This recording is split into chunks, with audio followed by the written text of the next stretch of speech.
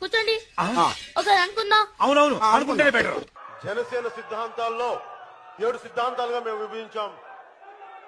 కులాలను కలిపే ఆలోచన విధానం. కనీసం ఆంధ్ర భావన ఎలాగో లేదు, కనీసం కుల భావనను తెచ్చుకుని బాగు చేయండి రాష్ట్రాన్ని. ఎవడు మా కులం నుంచి ముఖ్యమంత్రి అవ్వలేదు.